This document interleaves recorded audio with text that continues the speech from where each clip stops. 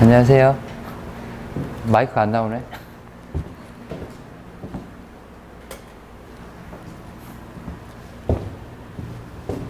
안녕하세요. 마이크가 또 안 나오네. 아, 나온다. 최명근 평가사고요. 2012년도에 합격해갖고 23기 평가사예요. 그래서 지금 업계에서는 6년차 일을 하고 있고요. 처음에 이제 합격하고 나서 1년 동안 수습평가사 생활하고 3년 동안 소속평가사 생활하고요. 지금은 이제 주주평가사로 2년차 됐어요. 그래서 학원에서는 1차에 부동산학 원론이랑요. 2차에 감정평가 이론 강의하고 있고요. 강의한 지는 한 3년 정도 됐어요. 그래서 저희 학원에서 나가는 거의 모든 설명회를 지금 제가 촬영을 하고 있어요. 왜 그렇게 되는지는 모르겠어요, 일단. 근데 원장님 자꾸 하시라고 하니까 그래서 지금 하고 있어요. 그래서 오늘 말씀드릴 건 1차 처음 진입하시는 분들, 이따가도 이제 말씀을 드리겠지만 1차가 단순히 1차 끝나고 나서 2차 공부하고 그런 커리큘럼이 아니에요. 우리 시험이. 그래서 공부를 전반적으로 어떻게 해야 되는지를 좀 설명을 드리려고 자리를 마련한 거고요. 그 전에 이제 잘 알아보고 결정을 하셨겠지만 평가사라는 직업 자체가 어떤 의미를 좀 지니고 있는지 구체적으로는 돈을 얼마나 벌 수 있는지 이런 것들도 좀 중요하잖아요. 직업 선택하는 데 있어서. 그래서 그런 얘기 좀 드리고 간단하게 드리고 이제 공부 전체적으로 어떻게 하셔야 되는지 좀 말씀을 드릴게요, 오늘. 직업 안내인데요.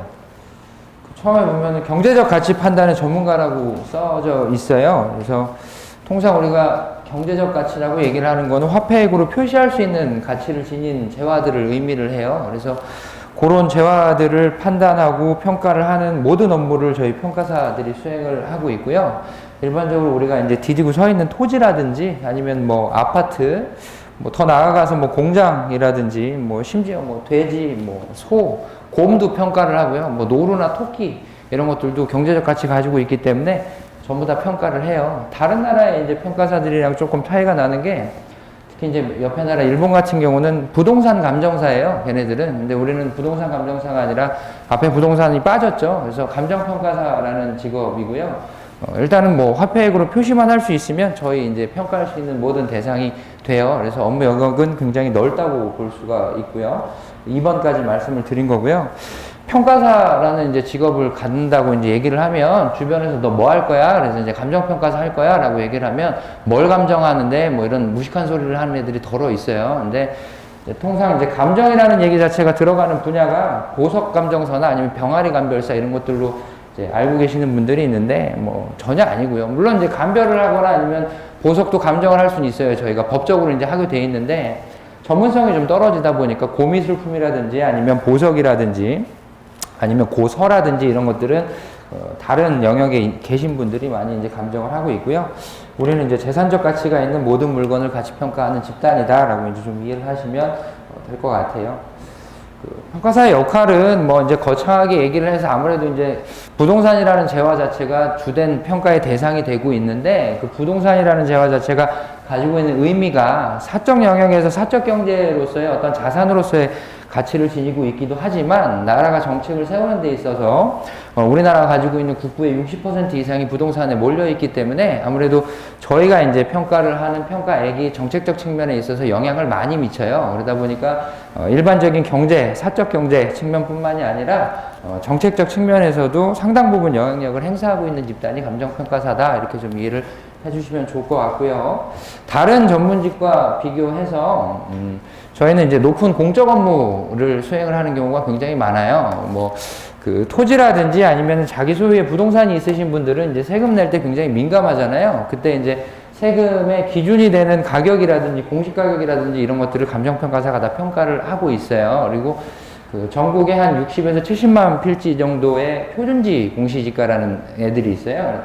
토지를 평가를 할 때 기준이 되는 가격을 가지고 있는 애들을 우리가 이제 표준지라고 얘기를 하는데 매년 이제 1월 1일자 표준지 공시지가도 저희가 평가를 하고 있고 그 다음에 이제 개발사업이라든지 공익사업 하는 지구에 있어서 그 수용을 당하고 있는 소유자들의 재산적 가치를 보상하는 보상평가도 저희가 공적 업무로 수행을 하고 있고, 그 다음에 이제 은행에서 담보권 설정을 했다가 채무불이행이 일어나가지고 임의경매에 넘어가게 되면 법원에서 이제 경매 절차를 진행을 하게 되는데, 그때 있어서의 경매평가도 감정평가사들이 하고 있고, 그 다음에 뭐 이혼이라든지 아니면 재산분할이라든지 상속이라든지 이런 측면에 있어서 그 법적으로 들어가는 소송평가 이런 것들도 감정평가사가 하고 있고, 또 요즘 같은 경우에는 물론 이제 사적 시장과 맞물려 있긴 한데 강남이나 이런 지역에서 재개발 재건축에 대한 논의들이 굉장히 많잖아요. 그때 이제 재개발 재건축 하는 데 있어서 종전에 자산가액이 얼마고, 그 다음에 이제 새롭게 아파트를 지었을 때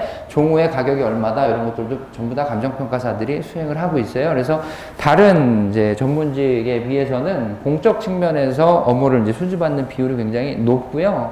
이제 법인마다 다를 수는 있는데 일반적으로 봤을 때는 나라에서 시키는 일들을 굉장히 많이 하고 있는 그 비중이 좀 높다, 이렇게 이해를 좀 해주셨으면 좋겠어요. 그리고 3번은 부동산이라는 재화 자체가 움직일 수가 없잖아요, 통상적으로. 그래서 이제 보통 사람이 직접 가서 그 부동산을 보고 부동산 주위에 가격이 어떻게 형성이 되어 있는지를 이제 판단을 하고 조사를 하러 다니는 일이 거의 대부분이에요. 물론 조사를 하셨으면 그 조사된 내용을 기준으로 해서 사무실에 들어와 가지고 보고서를 써야 되겠지만, 사무실에 앉아서 페이퍼 워킹을 하는 비율보다는 그 밖에 나가가지고 일을 하는 비율이 훨씬 더 높아요, 평가사는. 그래서 일주일에 뭐 3-4번 출장을 가는 거는 뭐 다반사고요. 뭐 해외 평가가 있는 경우에 있어서는 해외에 나가가지고 뭐 1-20일씩 체류하는 경우도 굉장히 많고요. 나중에 이제 여러분들 이제 합격을 하셔갖고 어느 법인에 소속돼 있으실지는 모르겠지만, 소속돼 있는 법인에 따라서 다르긴 하지만 그래도 거의 대부분 이제 임장 활동이 수반이 된다. 물론 이제 뭐 주식이나 이런 것들을 평가를 할 때는 임장 활동이 수반이 되지 않겠죠. 주식이라는 게 어디에 가면 있고 여기에는 없고 그런 게 아니니까. 근데 거의 대부분이 부동산이다 보니까 밖에 나가가지고 평가를 업무 수행을 하는 비중이 굉장히 높다. 그 다음에 이제 진로인데요. 아직까지 이제 합격을 하시고 나서 평가 법인에 취업을 하지 못한다거나 그런 비율들은 굉장히 극소수고요. 이제 본인이 합격을 하고 나서는 한 1년 동안 해외여행을 가야 되겠다, 그래갖고 자의적으로 흡수가 되지 않는 경우를 제외하고는 아직까지는 뭐 99% 이상이 거의 대부분 평가 법인에 흡수가 되고 있는 상황이에요. 그 전문직 중에 그 우리 말고 이제 회계사라든지 이런 전문직들, 특히 이제 변호사도 마찬가지고요. 변호사가 변호 업무만 수행을 하는 건 아니죠, 요즘에. 회계사가 회계 업무만 수행을 하는 건 아니에요. 일반 기업체에도 굉장히 많이 진출을 해 있고, 특히나 회계사 같은 경우는 자산운용사라든지 아니면 투자증권 회사에 나아가 있는 비율들이 굉장히 많아요. 그래서 그런 것들을 따져서 보면 다른 전문직들은 다른 업종에 들어가서 자기가 가지고 있는 전문 자격증을 써먹으면서 업무 수행을 하는 경우가 덜어 있는데, 우리 감정평가사 같은 경우에 있어서는 아직까지는 이제 평가법인에 소속돼 있는 경우가 훨씬 더 많다. 근데 그 늘어나고 있기는 해요. 다른 법인, 다른 이제 업종으로 나가는 비중 자체가. 그리고 이제 합격을 하시게 되면 처음에 1년 동안은 저희 이제 평가사 협회에서 관장을 하고 있는 수습 교육을 받으시면서 1년 동안 수습평가사로 생활을 하시게 되고요. 그 수습평가사 생활이 1년이 끝나고 나면 정식적으로 자격을 취득을 하고 평가사 협회에 등록을 하신 다음에 법인에 있으시면 소속평가사로서의 생활을 이어가실 거고요. 그리고 소속평가사로 생활을 하시다가 이제 법인에서 이제 요구하는 요건에 맞게 되면 자기가 이제 지분을 받고 출자를 하게 되는 주주평가사, 이거 끝이에요. 여기가 더 이상은 없어요. 그러니까 주주평가사가 되면 그 구성되어 있는 법인에 있어서 지분을 동등한 비율로 가지고 가는 거기 때문에 본인이 뭐 업무 실적이 너무 안 좋다거나 아니면 나태해서 이제 평가 업무를 전혀 수행하지 않는다거나 그러지 않는 이상은 회사의 사장이 되는 거예요. 그냥 똑같은 비율로. 그러면 주주평가사로서 이제 평생 사시는 거죠. 끝날 때까지 자기가 나오지 않는 이상은. 그리고 3번은 아까 이제 1번하고 이제 같이 합해서 이제 말씀을 드렸는데, 요즘에 이제 젊으신 분들이 많이 준비를 하시다 보니까 감정평가 법인에 있는 것 자체가 조금 뭐라 그럴까, 나 이제 적성에 안 맞는다거나 아니면 이제 조금 넓은 필드에 나가가지고 일을 하다가 다시 평가 법인에 들어오겠다라고 이제 생각을 하시는 분들 같은 경우는 금융기관이라든지 증권회사라든지 아니면 자산운용사 이쪽에 많이 진출을 해 계세요, 지금은. 그 비중 자체도 굉장히 늘어나고 있는 편이고요. 합격을 하시고 선택을 하시면 되는 거예요. 평가 법인에 있으시다가 나갔다 오셔도 상관이 없고, 처음부터 나갔다가 들어오셔가지고 평가 법인에 들어오셔도 상관이 전혀 없어요. 근데 아직까지는 평가 법인에서부터 이제 커리를 타시는 분들이 90% 이상은 될 거고요, 아마. 뭐, 모르긴 몰라도 95% 이상은 평가 법인으로부터 먼저 시작을 하실 거예요. 그 다음에 이제 뭐 돈 얘기인데, 급여는 우리 되게 낮아요. 여러분들 이제 사회 경험이 있으신지는 모르겠지만, 수수평가사가 되고 나시면 처음에 이제 받는 월급 자체가 도대체 이걸로 사람이 어떻게 살까라는 생각을 할 정도로 낮아요. 근데 수수평가사가 끝나고 나서 소속평가사가 되면 급여는 뭐 2배, 3배 이상 많이 올라갈 거고요. 근데 단순히 이제 급여를 받아가지고 생활을 이어가겠다, 나는 그런 생활이 좋겠다라고 이제 생각을 하시면 그 급여의 절대적인 크기 측면에서는 감정평가사가 여러분들이 가지고 있는 니즈 자체를 충족을 다 못 시켜줄 거예요. 왜냐면 전문직이라는 것 자체는 급여로서 소득이 이제 충족이 되는 게 아니라, 일정 회사에 이제 소속되어 있으면 회사에서 나오는 급여뿐만이 아니라 그 주주평가사라든지 아니면 다른 평가사들이 가지고 오는 일을 처리를 하게 되면, 무조건 일을 하게 되면 그 일에 대해서 대가성으로 처리비가 붙게 돼요, 일정 비율로. 그리고 임장활동을 하게 되면 거기에 대해서 출장비가 또 이제 추가적으로 지급이 되게 돼 있고요. 성과급이라는 것 자체는 이제 개인적으로 굉장히 개별성이 크겠죠. 왜냐면 자기가 수주해오는 수수료의 일정 비율을 본인이 가지고 가는 구조이기 때문에, 이 평가사라는 것 자체는 2년차가 얼마를 받는다, 3년차가 얼마를 받는다라는 얘기를 하기가 쉽지가 않아요. 본인 능력에 따라서 달라지는 경우가 있기 때문에. 그래서 급여만 생각을 해주시면 안 되고요. 만약에 이게 급여가 뭐 한 달에 200이다. 근데 성과급이 뭐 한 달에 2천이 넘을 수도 있는 그런 경우도 있어요. 그러니까 이거는 뭐 일률적으로 말씀드릴 수는 없는 부분이지만, 그래도 이제 소속평가사가 되고 나서 2, 3년 차가 되고 나면 여러분들 친구들이 같은 연차에 대기업에 들어가 있는 것보다는 훨씬 나을 거예요, 훨씬. 그 정도만 말씀드릴게요. 나중에 이제 뭐 저랑 술자리 하면 그대로 이제 말씀을 드릴게요. 이제 여기서 이제 뭐 공적으로 얘기하기는 좀 쉽지가 않고요. 그 다음에 이제 정년이 있냐라고 이제 우리 평가사들 얘기를 하는데, 일반적으로 대형법인이라든지 중소형법인에 소속되어 있다가 어느 정도 연차가 차고 나면 개인적으로 사무소를 개설을 하실 수도 있어요. 물론 개인 사무소 같은 경우는 업무 범위 자체가 대형법인에서 하는 그 어떤 스펙트럼보다는 조금 좁을 수가 있는데, 개인 사무소가 가지고 있는 가장 장점 중에 하나가 법원 경매 평가를 개인 사무소에서 다 소화를 하고 있거든요, 지금. 그래서 일정 비율 시군구에 따라서 그 시군구에 소재하고 있는 법원에 따라서 경매 물건이 자동 배정이 되기 때문에 그걸로 이제 소득을 충당을 하셔서 조금 회사에 묶여 있는 것보다는 내 일을 하겠다라고 해가지고 나가시는 분들도 있고, 그게 아니면 본인이 소형법인을 차리셔도 상관은 없어요. 아니면 사람이 많이 모이면 그게 중소형법인이 또 되는 거고요. 그래서 여러 가지 방법이 있으니까 뭐 언제까지 일을 하면 회사에서 나가가지고 그 다음부터는 다른 일을 해야 되는 건가라는 생각은 안 하셔도 돼요, 평가사 같은 경우는. 그 다음에 이제 시험 제도죠. 이게 이제 제일 중요한데. 자, 1차 시험하고 2차 시험으로 나눠져 있고요. 1차 시험 같은 경우는 민법, 경제학, 원론, 부동산 학원론, 감정평가, 관계법규, 회계학, 이렇게 이제 5과목을 시험을 치르게 되어 있어요. 그 감정평가를 하기 위해서 어디까지 알아야 되냐라고 얘기를 하면 솔직히 그 범위 자체는 확정을 할 수가 없어요. 왜냐면 감정평가의 대상이 되는 대상 물건 자체가 한 가지 학문에 따라서 가치를 측정할 수가 없기 때문에, 감정평가, 더 나아가서 감정평가론이라는 걸 둘러싸고 있는 부동산 학이라는 것 자체는 인접학문이 굉장히 넓다는 특성을 지니고 있거든요. 그 중에서 가장 주요한 학문이 뭘까라고 해가지고 뽑아놓은 게 민법, 경제학 원론, 부동산학 원론, 그 다음에 감정평가, 관계법규, 회계학이에요. 물론 이것뿐만 아니라 영어도 여러분들 하시긴 하셔야 돼요. 왜냐면 영어 시험이, 공인 영어 시험이 어느 정도 일정 수준 성적을 넘어야 1차 시험을 응시를 하실 수가 있기 때문에 영어 시험은 무조건 통과를 하셔야 되고, 가장 대표적인 토익은 700점 이상만 맞으시면 되고요, 그거 같은 경우는.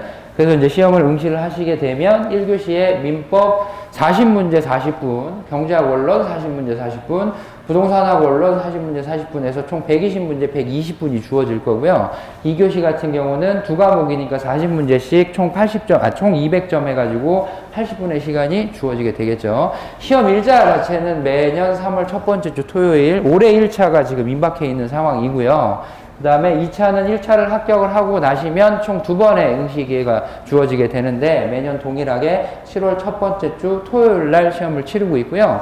감정평가 이론, 감정평가 실무, 이론, 그 다음에 감정평가 및 보상복교 세 과목으로 이루어져 있는데 2차 시험은 1차 시험이 객관식인 거와 다르게 서술형 주관식 시험이에요. 그래서 100분 동안 100점 배점으로 시험을 보게 되고 300분 동안 하루에 모두 시험을 치르는 제도를 가지고 있습니다.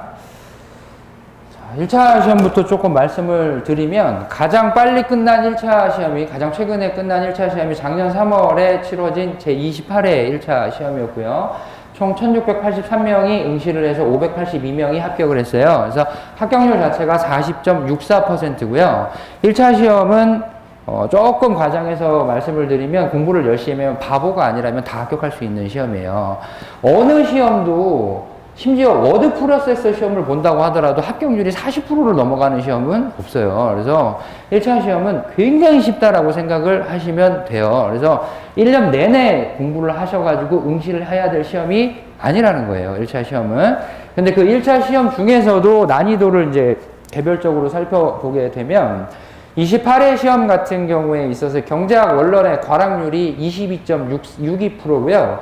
그 다음에 회계학의 과락률이 41.52%예요. 그래서 5과목 중에서 경제학 원론하고 회계학의 과락률이 다른 과목에 비해서 압도적으로 높아요. 그래서 경제학 원론하고 회계학에 대한 대비를 꼼꼼하게 하지 않으시면 아무리 평균 점수가 80점, 90점이 넘는다고 하더라도 한 과목에서 40점 미만의 과락 점수가 나오게 되면 무조건 불합격하게 되니까 포커스는 경제학 원론하고 회계학 쪽에다가 맞춰주셔야 된다는 거예요.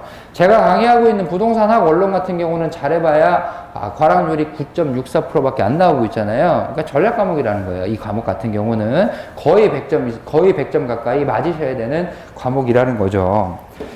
근데 2차 시험으로 넘어가게 되면 1207명이 대상이고 982명이 응시를 했는데 합격률은 15.6%예요. 근데 합격률보다 중요한 건 뭐냐면 감정평가 실무, 감정평가 이론, 감정평가 및 보상복교 세 과목을 시험을 치렀는데 거의 절반 이상이 과락이라는 거예요. 그러니까 수험생, 1000명 이상의 수험생이 응시를 하고 있는데 거의 절반 이상이 공부를 제대로 못했다거나 아니면 시험에서 요구하고 있는 핀트와 다 어긋났다는 거예요.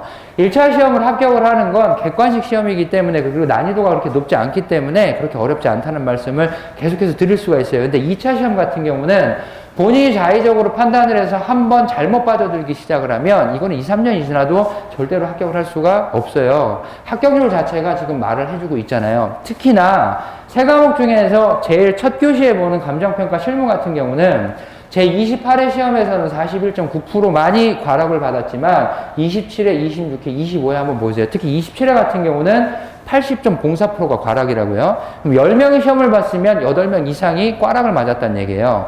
더 나아가서 말씀을 드리면 실무가 과락이면 이론하고 보상법규는 시험을 볼 필요조차 없어요. 왜냐하면 여기서 과락이 나오면 평균 점수가 넘는다고 하더라도 무조건 불합격이기 때문에 감정평가 실무라는 과목이 우리 2차 시험에서 가지고 있는 중요성과 그 존재감은 이루 말할 수 없이 크다는 말씀을 좀 드리고 싶어요. 물론 저는 비록 이제 이론 강사지만 실무는 정말 어려운 과목 중에 하나고요.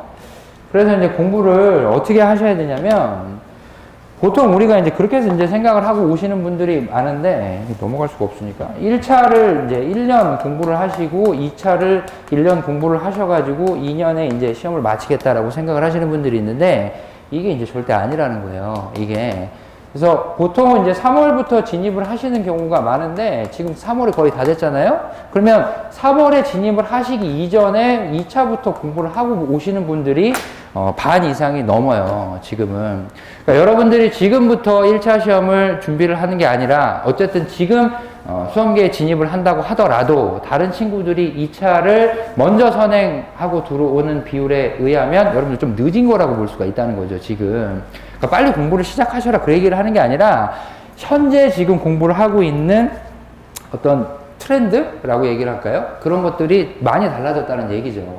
그래서 처음 강조드리고 싶은 얘기는 뭐냐면 1차는 전업수험생으로서 열심히 준비를 하면 떨어질 수가 없는 시험이다. 또한 1차를 높은 점수로 붙었다고 해서 2차 시험을 높은 점수로 빨리 합격을 할 수 있는 것도 아니다. 그럼 결국은 2차 시험을 합격하기 위한 관문으로서만 작용을 하는 게 1차 시험인데 1차를 1년 동안 수험 기간을 잡고 2차를 1년 동안 수험 기간을 잡는 예전 고전적인 사고방식으로는 그 공부 시간이 너무 짧아진다. 따라서 2차를 먼저 시작을 하셔야 되고 그거는 여러분들이 선택하셔야 될 문제가 아니라 2년이라는 시간 동안 최종 2차 시험을 합격하기 위해서는 필수적으로 2차에 대한 선행학습이 필요하다라는 것을 먼저 말씀을 드리고 싶고요.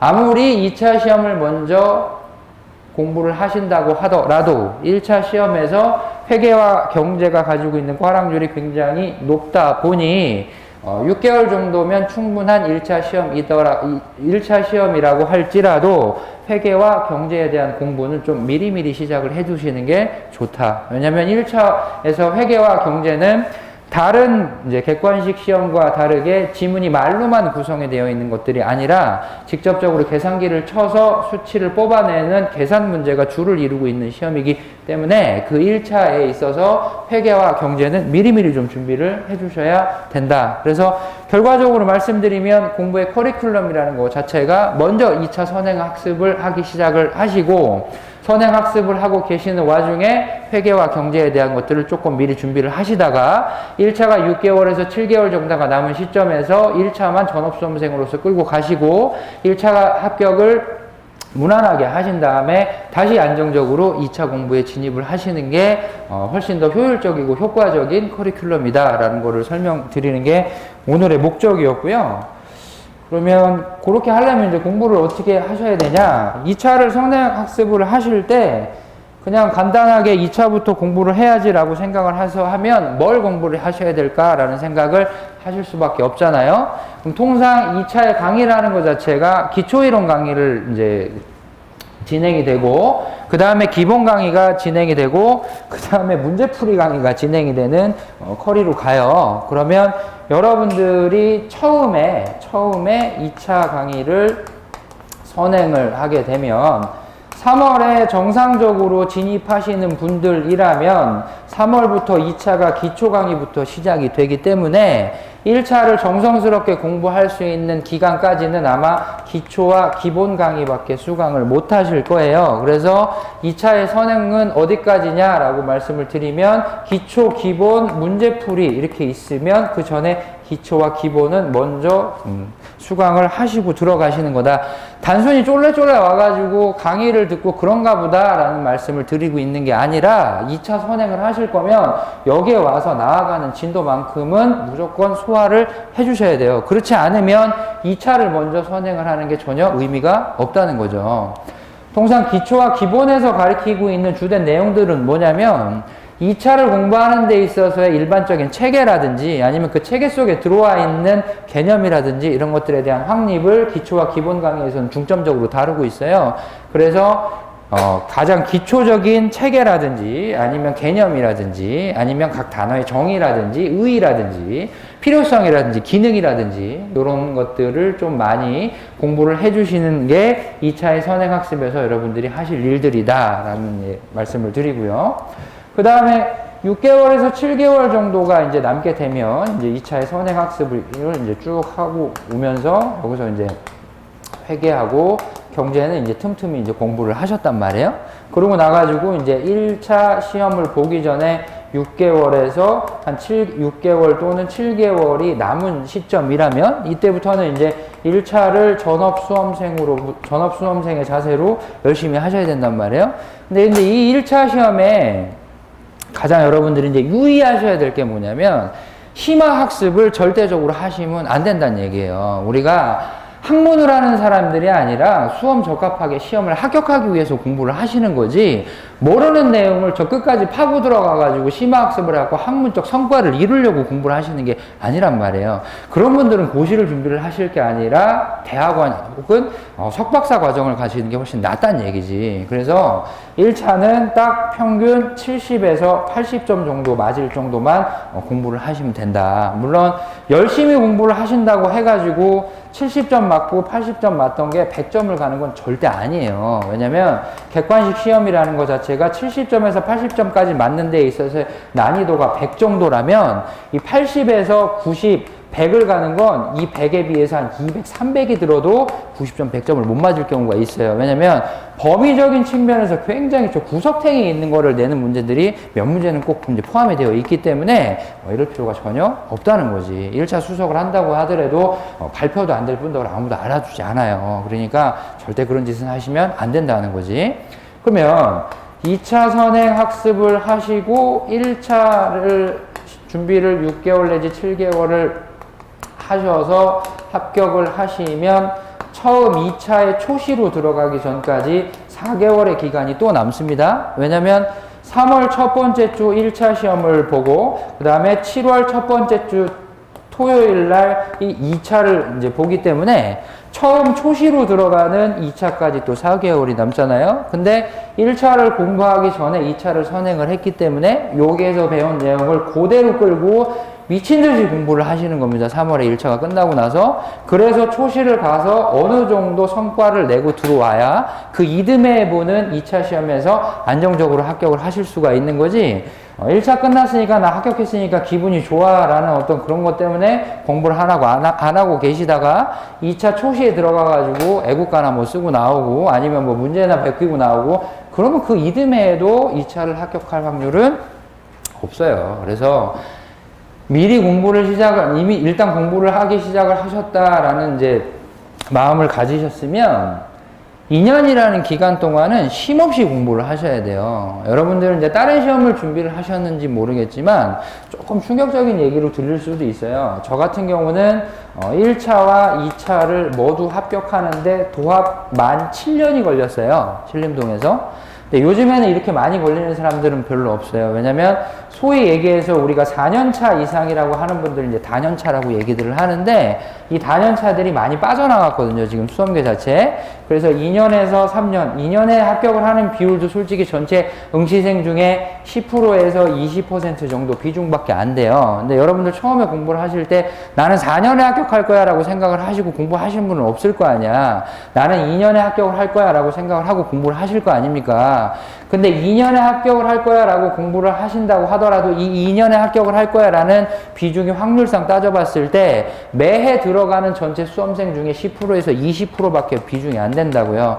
그럼 여기에 들어가려면 얼마만큼 공부를 해야 될까라는 생각을 하면 답은 바로 나와요. 근데 거의 대부분이 불합격을 하는 이유는 크게 몇 가지가 있는데요. 거의 제일 첫 번째가 열심히 안 해요, 일단. 거의 대부분이. 이 열심히라는 기준 자체는 순수 공부 시간이 하루에 10시간 이상 되어야 된다. 독서실에 들어가가지고 예를 들어서 뭐 오후 12시에 들어가가지고 오후 10시에 나왔다 그러면 10시간 공부했다. 아니에요. 이거를 스탑워치 같은 시계로 찍어보잖아요. 그러면 60% 이상 공부하기가 쉽지가 않아요. 중간에 딴 생각하고 휴대폰 보고 화장실 갔다 오고 남자분들 담배 피러 갔다 오고 그러면은 뭐 10시간 앉아 있어야 봐야 실제로 공부하는 시간 6시간도 안 되거든요. 근데 실제로 공부하는 시간이 10시간 이상 되어야 한다. 그게 2년간 쭉 이어져야 어느 정도 합격을 할 수 있는 범위에 들어간다라고 생각을 하시면 돼요. 쉬운 시험은 아니에요. 2차 합격을 하는 게. 그냥 이게 감정평가사라는 시험이. 그거 이제 말씀드리고. 그래서 이제 요약을 해서 이제 말씀을 드리면 1, 2월에 진입하시는 분들이 있고 이제 3월에 진입을 하시는 분들이 있는데 여러분들 이제 3월에 진입을 하시는 분들이 될 거고요. 지금 계신 분들은. 통상 이제 3월에서 9월까지 2차 선행 학습을 하게 되고 9월부터 이듬해 3월까지 1차 5과목을 열심히 공부를 하시고 3월에 1차 시험이 끝나고 나서 그 해에 12월까지 기초, 기본, 문제풀이까지 다 수강을 하신 다음에 12월부터 6월까지 문제풀이가 추가적으로 이어지는 것과 매 주마다 똑같이 세 과목, 2차 세 과목을 모의고사 형식으로 치르는 걸 우리 수험계에서는 스터디라고 얘기를 해요. 그룹 스터디라고 얘기를 하는데, 이 그룹 스터디까지 포함을 해서 공부를 하시는 이제 커리큘럼을 밟으시게 될 거고요. 1차 시험 합격은 이제 요약을 해서 말씀드리면 어려운 거 말고 나올 것만 공부를 해도 평균 7, 80점 이상 맞는 데는 전혀 무리가 없다. 회계와 경제는 좀 미리미리 준비를 하자. 이해하고 암기하고 뭐 암기를 하든 이해를 하든 이해 먼저 하고 암기를 하든 암기 먼저 이해를 하든 뭐 전혀 상관없습니다. 어쨌든 반복해서 1차 시험에 나올 만한 문제만 정확하게 커버를 하시고 들어가시면 합격을 하시는 데는 전혀 무리가 없으니까. 2차 시험 같은 경우는 먼저 시작하면 100% 유리합니다. 이거는 1차 시험 공부하고 아무것도 없는 제로 베이스에서 2차 시험 공부를 들어가게 되면 먼저 하고 온 친구들에 비해서 100% 밀릴 수밖에 없습니다. 게다가 매주 시험을 보기 때문에 아무것도 모르는 상태에서 먼저 하고 들어온 애들이랑 시험 점수를 비교를 하게 되면 굉장히 절망적이겠죠. 그래서 먼저 미리미리 준비를 하셔야 될 거고요. 1차가 듬성듬성 공부를 해서 아는 것만 위주로 또 나올 것만 위주로 공부를 한다면 2차 시험 같은 경우는 심화해서 들어가는 부분들이 반드시 있어야 됩니다. 그 범위 설정 자체는 물론 어느 학원에 있는 강사들이 다 해주겠지만, 어느 학원이라도 모든 강사들이 다 해주겠지만 각각의 부분에 있어서 심화 학습은 반드시 필요하고 머리가 쪼개지는 고통이 있더라도 무조건 이해하셔야 됩니다. 왜냐하면 써서 평가를 받는 시험이기 때문에 본인이 이해를 하지 못한 상태에서 글로 표현을 하면 그 글을 읽는 사람은 아무것도 이해를 할 수가 없기 때문에 그래서 2차 시험이 어려워지는 거고요. 소위 말해서 삽질 한번 시작하면 4년은 무조건 가고요. 왜냐면 1차 시험 보고 나가지고 그 이듬해 2차 시험을 봤어요. 2차 시험에 떨어졌어요. 그럼 그 이듬해에는 1차와 2차를 같이 보셔야 됩니다. 그래서 1차가 유예가 1년이 있기 때문에 유예 2년차를 떨어지게 되면 자연스럽게 플러스 2년이 돼버립니다. 그래서 계속해서 짝수로 간다는 얘기예요. 2년차 시험 떨어지면 3년차 때 1차 좀 준비하다 보면 2차 준비할 시간 없었고 그에 2차 시험 떨어지고요. 그럼 자연스럽게 4년차가 돼버립니다. 그 4년차에서 또 떨어지면 6년차가 되는 거고 거기서 또 떨어지면 8년차가 되는 거예요. 젊은 나이에 들어오셔가지고 공부를 하시면 열심히 하셔가지고 삽질하지 마시고. 삽질을 하는 대표적인 유형들이 있어요. 보면 스스로 판단한다는 거죠. 공부를 하실 때 고시 공부라든지 이런 자격시험 준비를 전혀 해보지 않으신 분들이 들어와서 몇 개월 공부를 하다 보면 나는 이게 마음에 안 들어. 이거는 효율적이지 않은 것 같아. 라면서 이 정도 공부를 하면 여기는 된 것 같아. 이게 시험에 나올까? 라는 무한반복의 생각을 하기 시작을 해요. 그러면서 스스로 합리화를 하기 시작을 하고 이 방법은 효과적이지 않은 것 같아. 다른 애들은 학원에 들어가서 수업을 듣고 있지만 나는 그 시간 동안 차라리 책을 읽으면 내가 다 이해를 해서 쟤네보다 훨씬 더 빨리 따라잡을 것 같아. 라는 합리화를 하루에도 몇 번씩 하게 됩니다. 본인이 판단을 하시고 그 결과는 경험을 해보시면 알게 돼요. 2년 뒤에 옆에서 열심히 강의를 듣고 그 커리큘럼을 따라간 친구들이 옳았는지 아니면 강의를 듣지 않고 내 스스로 어떻게 모든 걸 해가지고 초시생인데도 불구하고 내 마음대로 했을 때 결과가 어떤지는 2년이 지나보면 사후적으로 알게 될 수밖에 없다는 거죠. 그래서 혼자 스스로 판단할 필요가 전혀 없습니다. 수험계에는 이미 공부를 몇 년씩 하신 분들도 굉장히 많고요. 또 강사들도 한두 명 있는 것도 아니고 학원이 하나밖에 없는 것도 아닙니다. 여러분들한테 조언을 해줄 사람들은 굉장히 많기 때문에 그분들이 합리적이고 일반적인 공부 방법이라고 얘기를 하는 것들만 따라가기에도 벅찬 시험입니다. 근데 제발 스스로 혼자 판단해서 뭔가를 판단을 하시고 삽질하는, 그렇게 해서 무한반복의 2년의 시간이 흘러가는 그런 결과는 만들지 않으셨으면 좋겠습니다. 그리고 두 번째 보면 집중과 반복 그리고 단계별 완성이라고 돼 있어요. 계획이라는 것 자체는 여러분들이 뭔가를 시작하기 전에는 계획이라는 걸 잡을 수가 없습니다. 저도 이제 메일도 그렇고 전화를 받아가지고 요즘에 계속해서 1월부터 신규 진입자인데 이러이러한 계획이 맞냐, 이렇게 하면 합격할 수 있냐라고 이제 문의를 굉장히 많이 받고 있는데요. 그거는 개별성이 있기 때문에 가타부타 말씀을 드릴 수 있는 범위는 굉장히 한정적이에요. 이렇게 해서 몇 월까지 뭘 한 다음에 이렇게 해가지고 2차는 어떻게 하면 그 이듬해 이렇게 해가지고 실무는 몇 점을 맞고 이론은 몇 점을 맞고 법규는 몇 점을 맞아서 합격을 하겠습니다. 그거는 지금 머릿속에 있는 공상과학이지 계획이 아니라는 거예요.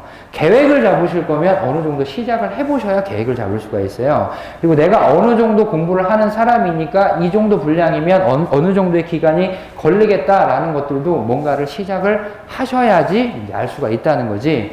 근데 중요한 건 계획을 듬성듬성 잡는다면 뭐라 그럴까? 합격을 할 수 있는 가능성은 좀 많이 떨어져요. 그래서 계획을 잡으실 때는 조금 소화하는데 벅찰 정도가 될 거다라는 수준으로 계획을 잡으셔야 어떻게든 이제 뭐 허걱허걱이라도 따라가신다는 거지. 그리고 이제 맨 마지막 내용 보시면, 근데 뭐 여러 가지 내용하고 이제 다 겹치는 내용이긴 한데요. 거의 대부분 공부를 대충 하세요. 그러니까 이제 공부를 할 때 요거는 중요해서 밑줄 치시고요. 그거를 외우시면 그거에 맞춰가지고 문제가 이렇게 나올 거고요. 그 문제에 대해서 이런 식으로 답을 쓰시면 돼요. 그거는 여러분들 수능 공부하는 스타일이고요. 이거는 수십 년 동안 이 분야에 있어서 한 우물만 파신 교수님들이 작정하고 낸 문제를, 그러니까 이제 그런 거죠. 뭐 예를 들어서 어떤 과목이 이렇게 하나가 있는데 차례 보면 1, 2, 3, 4 해가지고 이렇게 쭉 이어질 거 아니에요. 그럼 보통 이제 우리가 이제 열심히 공부한 거라는 수능밖에 없잖아. 지금까지 공부를 했던 게. 다른 시험을 이제 준비를 하시지 않으신 분들이라면 뭐 대학 공부가 뭐 이거는 공부 아니잖아요, 이거. 그럼 수능 같은 경우는 그렇게 하잖아요. 여기 열심히 배우고 복습해서 나올 문제 추리고 여기 이제 됐다. 그 다음에 넘어가서 복습하시고 그 다음에 넘어가서 복습하시고 단계별로 쪼개서 나가시잖아요. 근데 이 공부는 그렇지가 않아요. 예를 들어서 1부터 10까지의 단원이 있다면 1을 알기 위해서는 10에 있는 것도 아셔야 되고요. 2를 공부하기 위해서는 1의 내용이 연계되긴 하지만 뒤에 있는 3, 4, 5, 6부터 이 내용이 연계돼서 사고를 하셔야 이 일을 정확하게 이해하실 수 있고, 이렇다 보니까 이게 이거에서 알고 이거에서 알고 그래갖고 이제 자의적으로 요거 판단하셔서 마무리 지어 놓으시고 자의적으로 요거 판단해서 마무리 지어 놓으시고, 이게 의미가 없다는 거죠. 네? 근데 보통 대충 그냥 단계별로 맞춰가지고 요거 복습했으니까 여기서 나올 문제는 나 다 끝난 거야. 요거 복습했으니까 여기서 나올 문제는 다 끝난 거야. 라고 이제 공부를 하시는 분들이 많다는 거지. 지금 와닿는 거, 이렇게 심적으로 와닿지는 크게 않을 거예요. 근데 나중에 이제 공부를 하시다 보면 어디서 공부를 하시든 간에 제가 이제 말씀드린 내용이 조금 이해는 가실 거예요.